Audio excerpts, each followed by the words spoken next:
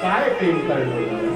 कोई इंद्रदेव कुंतलन में आ गए कि अपना भैया काय को अपना पानी बिगाड़ो, गंगा जी के घाट पर बैठे हैं, इनको कोई फर्क नहीं पड़ने वाला है, ये ऑलरेडी गीले हैं, ऊपर से और गीला करके क्या करना अपने को। तो उन्होंने तुरंत वरुण देव सबको आमंत्रित कर कह दिया, आप थोड़ा शांति बरत लो, ये बड़े बहुत ऊंचे क्वालिटी के पियक्कड़ है, ये नहीं डलेंगे। और बस हम तो इतना सा कहेंगे आपसे, आप जैसे प्रयागराज की भूमि पर इतना पानी गिरने के बाद भी किसी के कहने से आप टले नहीं हो, उसी तरह आपके घर के नजदीक में, आपके घर के पास में जो शिवालय, वहां एक लोटा जल रोज चढ़ाओ, भगवान भी तुम्हारे दरवाजे पर कभी टलेगा नहीं, तुम्हारे दरवाजे पर आएगा, बड़ा रहे तुम्हारे। आज आप लोगों की तप साधना देखकर हमको बहुत बहुत अच्छा लगा, क्योंकि इस प्रयागराज की भूमि पर केवल आप गीले होकर तप साधना नहीं कर रहे हो, आप धूप में बैठकर तप साधना नहीं कर रहे हो, आप ठंड में बैठकर तप साधना नहीं कर रहे हो। इस प्रयागराज की भूमि पर जो हमने दर्शन किया, जो हमारे पुराणों ने बताया, जो हमारे शास्त्रों ने बताया, वो जुआरी ने शिव जी के मंदिर में एक गजरा और बीड़ा पटका था, तो भगवान नारायण ने आकर उस जुआरी के सामने कह दिया था कि तूने ऐसा दान करा कि मेरा मन करता है कि मैं तेरे दरवाजे पर भिक्षा मांगने आऊंगा, पृथ्वी पर तू राजा बलि बनेगा और मैं तेरे दरवाजे पर वामन भगवान बनकर भिक्षा मांगूंगा, मैं स्वयं तेरे दरवाजे पर आकर भिक्षा मांगूंगा, तू साधारण नहीं है। राजा बलि बना दिया, दरवाजे पर भिक्षा मांगने वामन भगवान पहुंच गए। जब भिक्षा मांगने के लिए पहुंचे तो तीन पृथ्वी को नापते समय 3 चरण भगवान ने उठाना प्रयास किया, और पृथ्वी नापी एक में, दूजे में आकाश। जब नापने के लिए जैसे ही चरण उठाने लगे तो उनका चरण जब पताल में गया, पताल में जाते से उनके पांव के नख से भूमि खरोची, और खरोचने से एक नदी प्रकट हो गई, जो कालिंदगिरी पर्वत पर जाकर प्रगटी, जिसका नाम यमुना हुआ। कौन सी नदी थी? यमुना। वो यमुना कालिंदगिरी पर्वत पर प्रकट हो गई, पर यमुना ने सबसे पहले कालिंदगिरी पर्वत पर प्रकट होने से पहले यमुना सबसे पहले गौलोक धाम में गई, और गौलोक धाम में जाकर कालिंदगिरी बाबा को नमन कर कर कहती है, मुझे एक बार गौलोक धाम जाना है। तो गौलोक धाम में जाकर तुम करोगी क्या यमुना? यमुना जी कहती है, मुझे केवल जिस परमात्मा ने मुझे पृथ्वी पर प्रकट करा, जिस परमात्मा के चरण के नख से मैं प्रकट हुई हूँ, उस परमात्मा का मुझे दर्शन करना। यमुना गौलोक धाम, हाँ गौलोक। यमुना जी सीधे गोलोक धाम पर गई, तो गोलोक धाम पर जाकर यमुना जी क्या देखती हैं कि मां भगवान कृष्ण राधा जी के सामने विराजमान। भगवान कृष्ण राधा जी के पास विराज,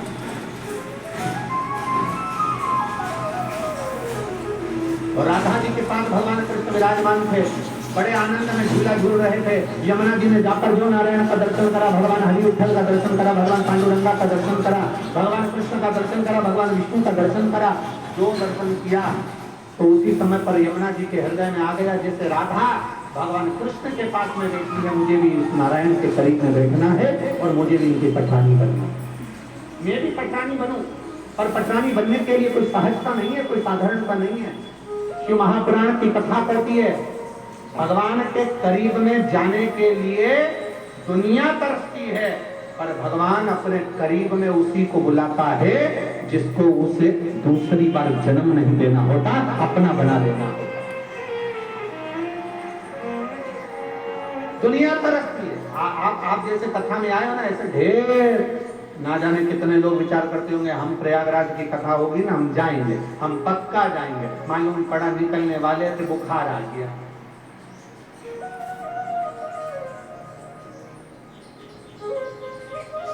आप लोग भी आए होंगे ना, आपसे भी 2-4 लोगों ने तो कहा ही होगा मोहल्ले के, मालूम है शिवर वाला मारा जा रहा है सतुआ बाबा जी के यहाँ। अच्छा, आप एक काम करेंगे, सब चलेंगे। बोलो बोलो, सही है कि गलत है? सब चलेंगे। ग्रुप बना था 15 लोगों का, आज 5, 10 कहां गए? घर रह गए। घर नहीं रह गए, पूरे बगीचे में इतने सारे फूल लगे होते हैं, आपको क्या पूरे फूल पसंद आते हैं? 2-4 फूल अच्छे पसंद आते हैं जिसको तुम तोड़ना चाहते हो। उसी तरह मेरे भोले बाबा को जो पसंद आता है उसी को शिव महापुराण की कथा तक बुलाता ही नहीं।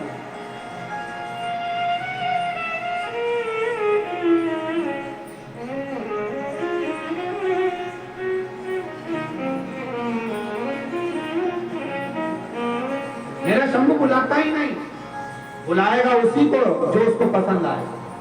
आप अगर यहाँ बैठे हो, कथा के पंडाल में बैठे हो, कथा के मंडप में बैठे हो, आप अगर प्रयागराज की पवित्र धरा पर बैठकर शिव महापुराण की कथा सुन रहे हो, और जितने लोग आस्था चैनल पर टीवी के माध्यम से, मोबाइल के माध्यम से, यूट्यूब फेसबुक के माध्यम से, जितने इस विश्व में सभी सनातनी जिस पवित्र शिव महापुराण की कथा को माघ मेले से श्रवण कर रहे हैं 2 दिवसीय कथा को, आप समझ कर बैठना कि आप भगवान शंकर के पूर्व से रिश्तेदार थे और आप पक्के रिश्तेदार बन चुके।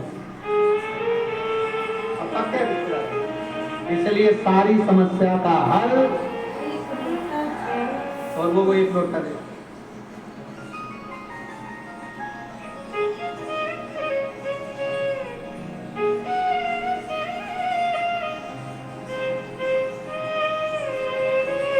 गुरुजी, मेरा बेटा साहिब सिंह जो कि 16 साल का है,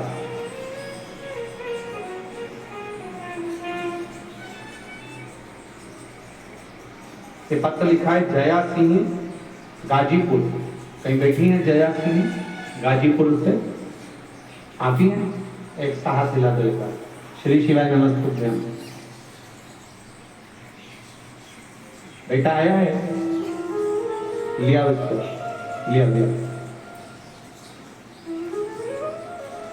गुरुजी, मेरा बेटा साहिल सिंह जो कि 16 साल का है, उसके गले में गांठ हो गई।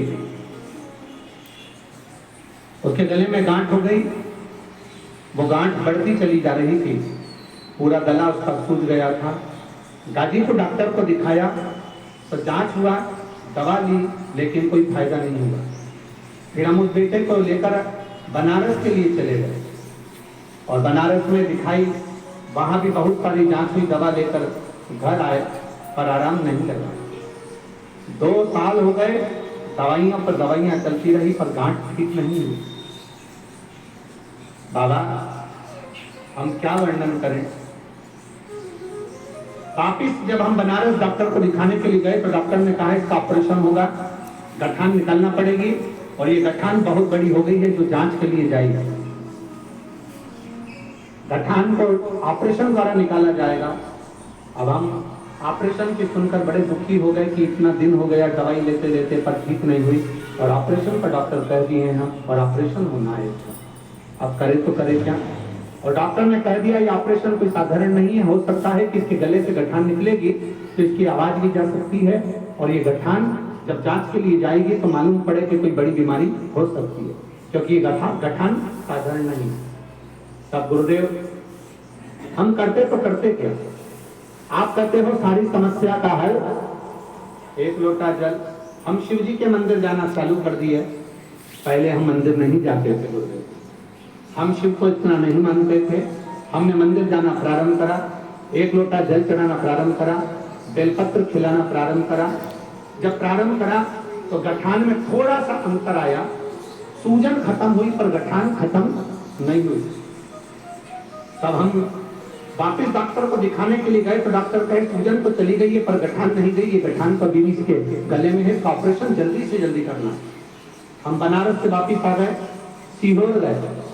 सीहोर जाकर वहां पर रुद्राक्ष लेकर आ गए, उसको तांबे के कलश में गलाते, शिव जी को चढ़ाते, अवधूतेश्वर महादेव के नाम से उस पानी को पिला देते। शिव जी के मंदिर जाते, जल चढ़ाकर उस पानी को पिला देते। शंकर जी के मंदिर जाके बेलपत्र लाकर इस बच्चे को खिला देते। हम बाबा का क्या धन्यवाद दें। बाबा बाबा तो बाबा है, उसने ऐसी कृपा कर दी, मेरे बेटे की गले की गठान पूरी गला दी और आज मेरा बेटा पूरी तरह से ठीक है, उसको ऑपरेशन की जरूरत नहीं पड़ी। बाबा मेरे बेटे के गले की पूरी गठान गल गई और ऑपरेशन की जरूरत नहीं पड़ी है। बाबा मैं बाबा इस पवित्र धरा पर मैं सतुआ बाबा जी को धन्यवाद देती हूँ, प्रणाम करती हूँ, दंडवत करती हूँ। हमको आपने बाबा जी से मिलता दिया, ये शिव कृपा, ये उदारता, ये शंकर की। बाबा आज मेरा 16 साल का बेटा वापिस ठीक हो गया, मैं बाबा को नमन करने के लिए आई हूँ। ये शिव है। एक लाइन और इन्होंने अच्छी लिखी है,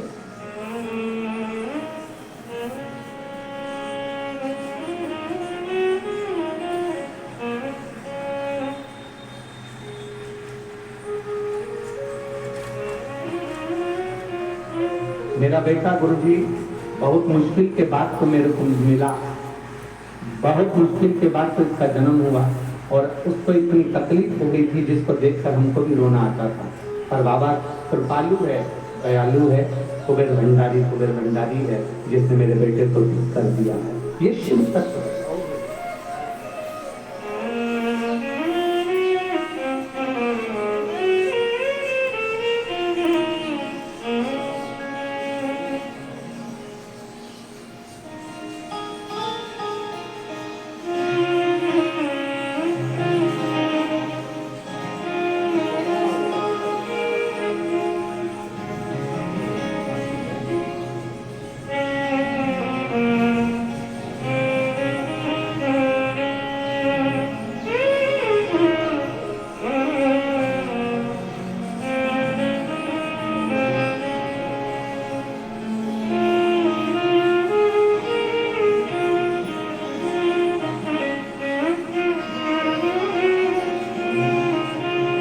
कह रही है उनकी इतनी बड़ी गठान हो गई थी, बिस्तर पर पड़ा रहता था पर उठता नहीं था। आज बाबा की कृपा से आया है। ये प्रयागराज तीर्थ की महिमा है और देवाधिदेव महादेव की कृपा है। बोल बम का नारा है,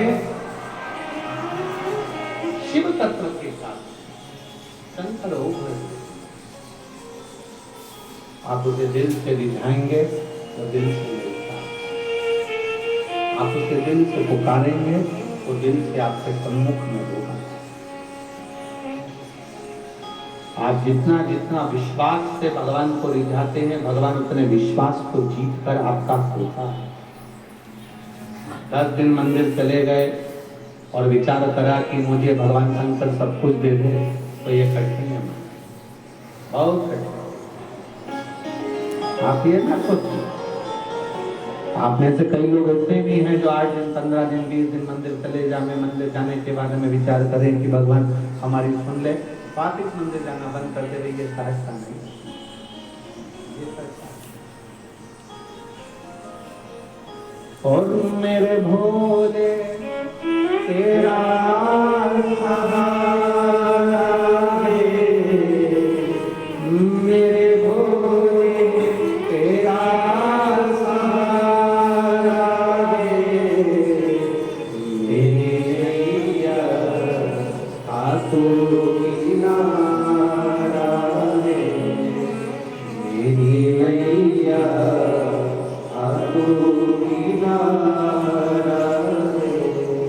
मेरे बाबा तुझे पुकारा है, मेरे बाबा तुझे पुकारा है, ये नैया हाथों किनारा है, ये नैया हाथों किनारा। आप आए हो प्रयागराज की धरा पर बैठे हो, आप आए पहले भी होगे, प्रयागराज की भूमि पर ऐसा नहीं होगे कि आप पहले नहीं आए हो। अरे पहले आए थे तो गंगा यमुना सरस्वती का स्नान करने के लिए आए थे, पहले आए थे तो प्रयाग का मेला घूमने के लिए आए थे, पहले आए थे तो कुंभ का मेला घूमने के लिए आए थे, पहले आए थे तो प्रयाग का शाही स्नान करने के लिए आए थे। पर आज आप त्रिवेणी के संगम पर आप मेला देखने के लिए नहीं आए, आज त्रिवेणी के संगम पर आप मेला घूमने के लिए नहीं आए हो, आज त्रिवेणी के संगम पर आप देवादित्य महादेव से जो आज जगत का पिता है उसको गले लगाने के लिए आए हो, इसलिए यहाँ पर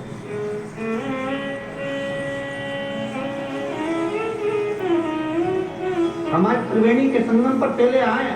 ऐसा कोई नहीं होगा जो पहले ना आया हो। 8 बार 10 बार 14 बार 15 बार 2 बार 1 बार पहले आ चुके हो गए, संतों की टोलियों का दर्शन भी किया होगा, आए भी होगे, मना नहीं। पर प्रयागराज की भूमि पर बैठकर अगर बाबा देवादित्य महादेव की कथा सुन रहे हो तो ये मानकर चलना कि शिव तत्व को प्राप्त करा है आपने आप भगवान शंकर के होने और शंकर को अपना बनाने के लिए, शिव के होने और शंकर को अपना बना। ऐसा नहीं है बोले, इतनी सहजता में इतनी सरलता में उसकी कृपा नहीं है। आज हम एक बात आप लोगों को बताना चाहेंगे, हमने सतुआ बाबा जी को भी ये बात नहीं बताई। जब हम अयोध्या में राम मंदिर के प्राण प्रतिष्ठा महोत्सव में पहुंचे, बहुत भीड़ थी और संत बहुत विद्वान बड़े बड़े संत थे, बहुत विद्वान संत जो बहुत पुराने संत और बहुत प्रसिद्धि प्राप्त संत वहां पर थे। हम आशीष को बोले कि अपन आ तो गए हैं अयोध्या में, राम जी की प्राण प्रतिष्ठा भी होगी, एलईडी में अपने को दर्शन होगा और बड़े बड़े संतों को दर्शन हो जाएगा, अपन तो बहुत पीछे के हैं, अपने को कहाँ इतना दर्शन हो पाएगा।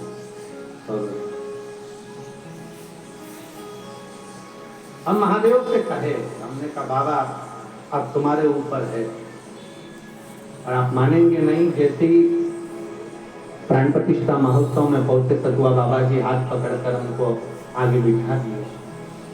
और दूसरा, ऐसी राम जी की कृपा हुई कि राम जी का ही स्वरूप, राम जी के ही कृपा का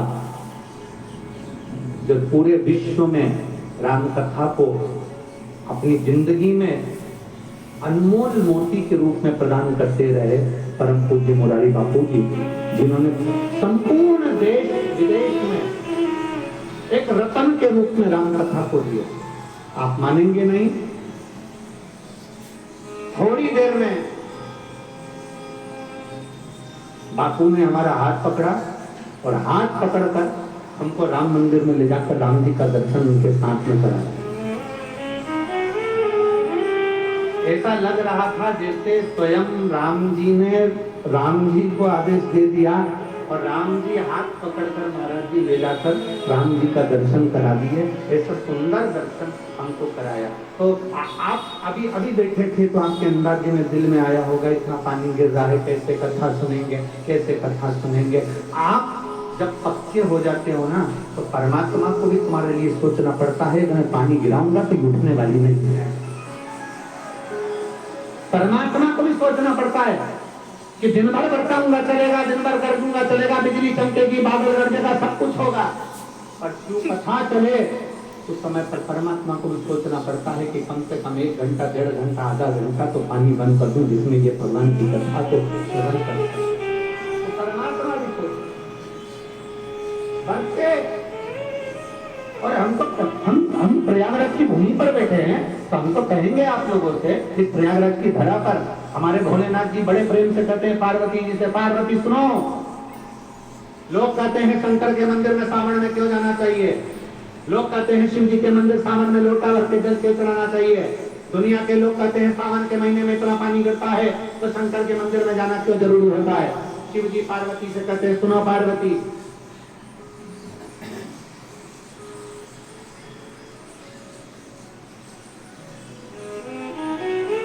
सावन के महीने में भगवान शंकर पार्वती से कहते हैं सुनो पार्वती, जब एक भक्त मेरे ऊपर जल चढ़ाने के लिए आता है तब मैं इंद्र को भी कह देता हूं, गरुण और वरुण को भी कह देता हूं, सुनो जब भक्त आए तब पानी मत गिरा,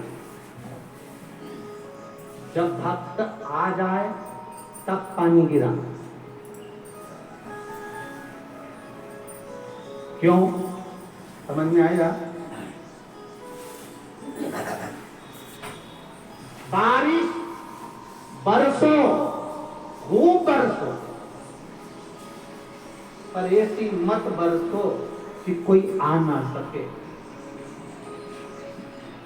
शिव जी कहते हैं बारिश बरसो, खूब बरसो, पर ऐसी मत बरसो कि कोई आ ना सके।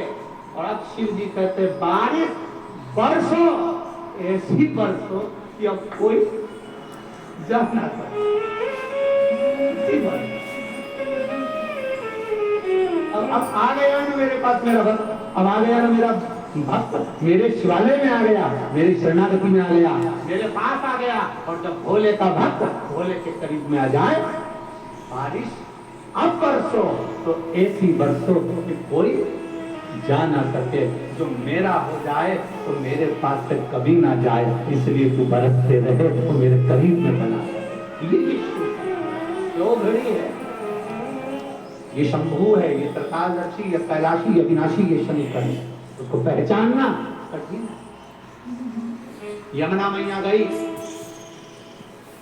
जो उन्होंने गोलोक धाम में दर्शन करा, भगवान पर विचार कर लिया कि मुझे पटरानी बनना है भगवान नारायण की, पटरानी बनना है भगवान कृष्ण की।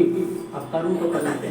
यमुना मैया सीधे सबसे पहले माता सरस्वती के पास पहुंची, ब्रह्मणी के पास में पहुंचकर उन्होंने विनती करी, मुझे करूं क्या, मैं कैसे भगवान कृष्ण की, भगवान नारायण की पटरानी बन सकती हूँ, आप बताओ मैं कैसे बन सकती हूँ। सरस्वती ने कहा एक ही काम है, गंगा जी के घाट पर जाओ, शंकर जी की आराधना करो। गंगा के घाट पर शिव की आराधना। हाँ, यमुना मैया पूरे मृत्यु लोक में भ्रमण करती करती करती करती प्रयागराज की पवित्र भूमि पर पहुंच गई। और प्रयागराज की पवित्र भूमि पर भीटा की पहाड़ियों में,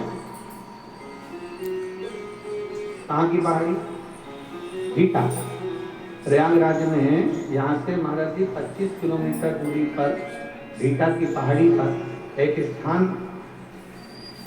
ऐसा स्थान है शंकर जी का, यमुना जी का ऐसा स्थान जहां पर स्वयं यमुना भगवान शंकर की आराधना करने के लिए बैठी, और शंकर जी को सुजावन महादेव के नाम से वहां पर आना पड़ा और दर्शन देना पड़ा।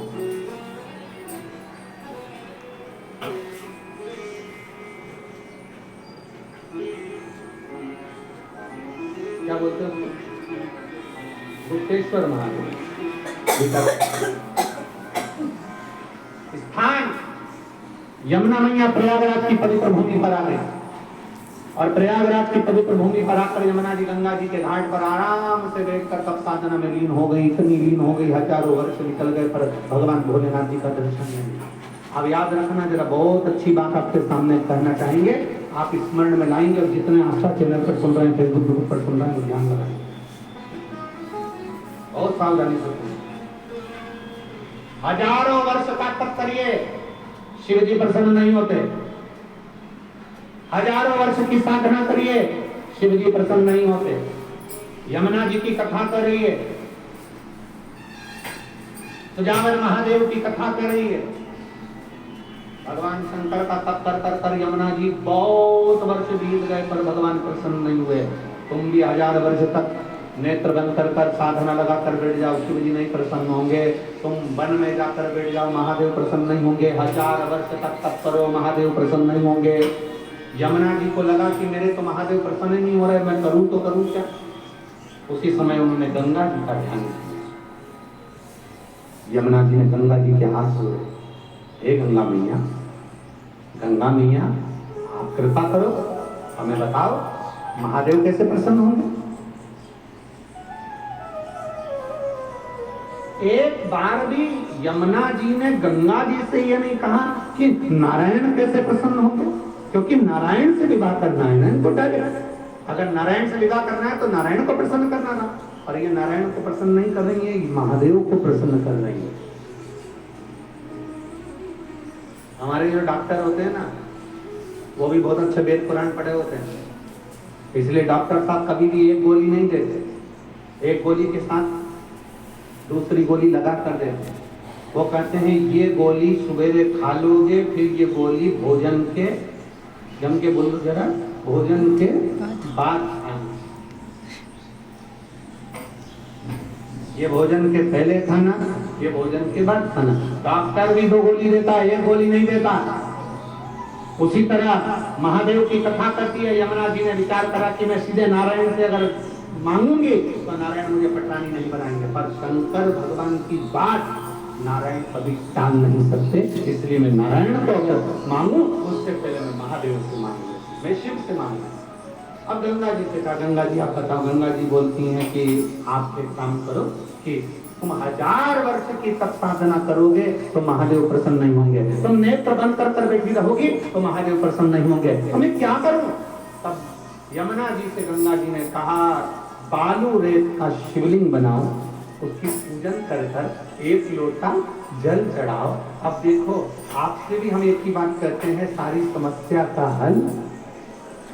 आज तक हमने ये नहीं कहा कि तुम्हारी समस्या भारी है तो आंख बंद करके बैठो, उठो ही मती,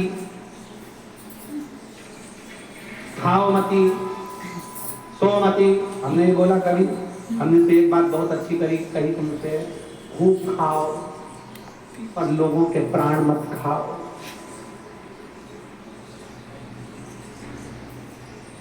हम कभी मना करें?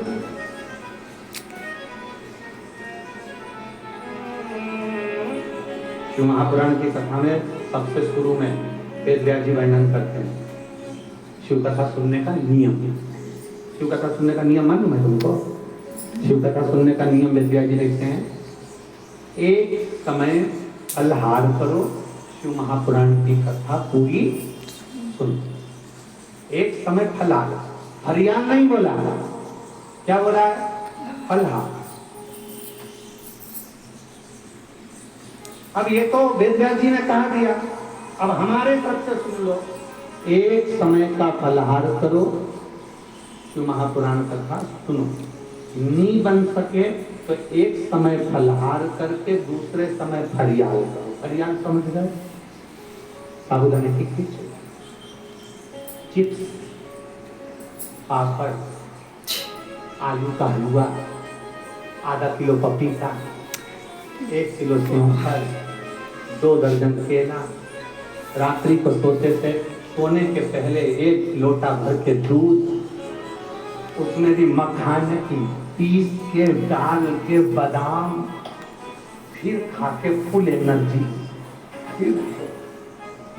अब उन्होंने तो कहा कि एक समय फलहार करो, शिव महापुराण की कथा सुनो, और हम कहते हैं एक समय फलहार करो, दूसरे समय हरियाल करो, पर शिव महापुराण की कथा जरूर सुनो। और इतने में काम नहीं चले तो एक समय हरियाल करो, दूसरे समय भोजन करो, पर शिव पुराण जरूर सुनो। सुनो नहीं, जरूर सुनो। इतने में काम ना चले तो दोनों समय भोजन करो, पर शिव पुराण जरूर सुनो।